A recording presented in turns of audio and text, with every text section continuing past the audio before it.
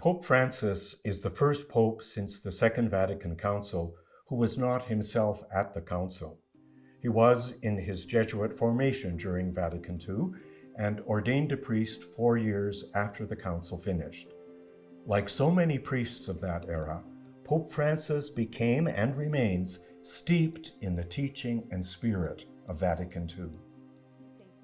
He continually reminds us that implementing and living out that teaching and spirit is still underway. In my words, Vatican II is the guide, the roadmap for the Catholic Church as we move forward in the 21st century. Let's refresh our awareness of Vatican II. St. John XXIII said that it was an inspiration of the Holy Spirit for him to call all the bishops of the Catholic churches to come to the Vatican for a serious discussion about the state of the Catholic Church.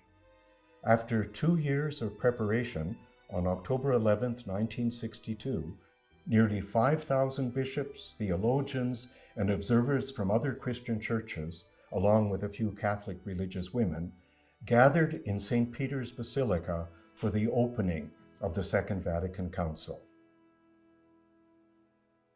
There were 4 sessions of the council, each lasting about 2 months in the autumn of each year from 1962 to 1965. Some of the key points John XXIII made in his opening address give a sense of his vision and hope for the council and for the church.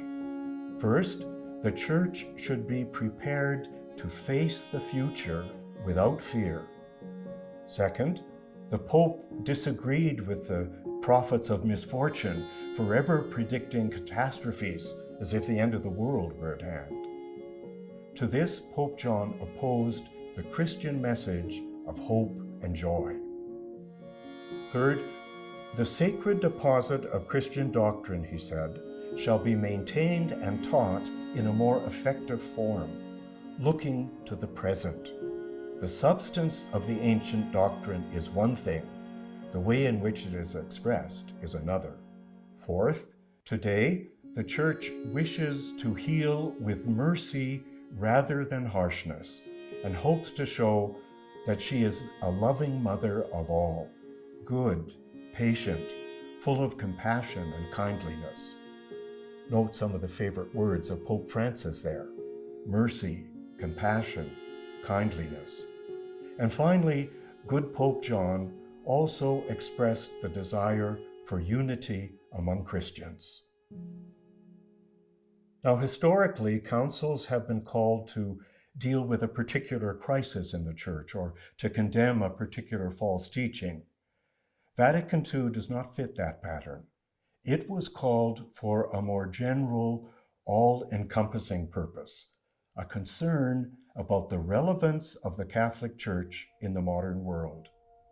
As Cardinal Wojtyła, later Pope John Paul II, put it, the Second Vatican Council wanted to be a response to the question, what does it mean today to be a Catholic believer?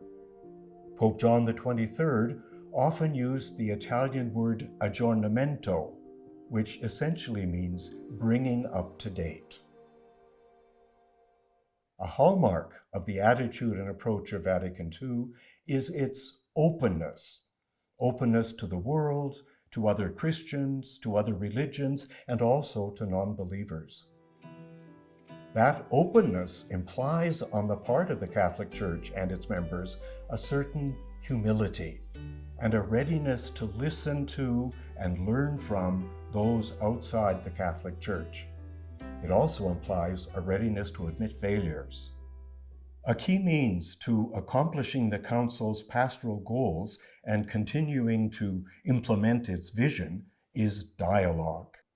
The fortress mentality, whereby the truth is preserved through separation and protection from the world, had become an anachronism. Benedictine Bishop Christopher Butler was a key figure at Vatican II.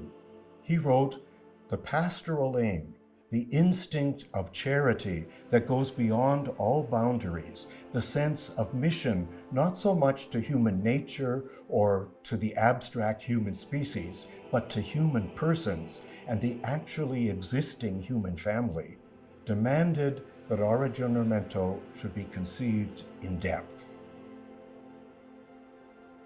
Vatican II published 16 documents.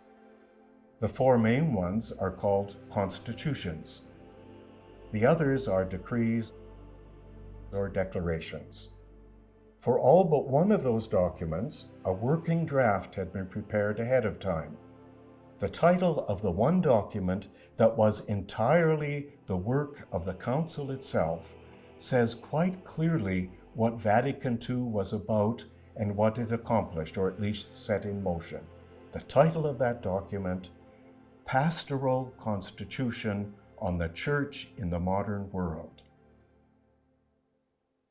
The legacy of the Second Vatican Council over 5 decades is immeasurable. If you're old enough, make a mental picture of the church life then and now, and you'll see a dramatic difference, and not only in the liturgy, with the full, conscious, and active participation of the whole congregation and the priest facing them. Today, we are a church in conversation with other Christian churches and even with other religions. We are a church actively engaged with issues of social justice, peacemaking, and the well-being of the earth, our common home. Our church speaks out and acts on issues of concern to the whole human family, like the climate crisis, the mass migration of peoples, and respect for women and for the elderly. There have been synods of bishops focused on marriage and on youth in the church and in the world. Above all, we've become a church of mercy, concerned about inclusion for all of God's children. Love is at the heart of the cosmos and motivates all that we do. God's love permeates all of creation, every living thing, humans, animals, plants, and every other created being. Bless you and everyone you love for the roles that you play, big and small, in helping the church and the world become what the Council Fathers envisioned.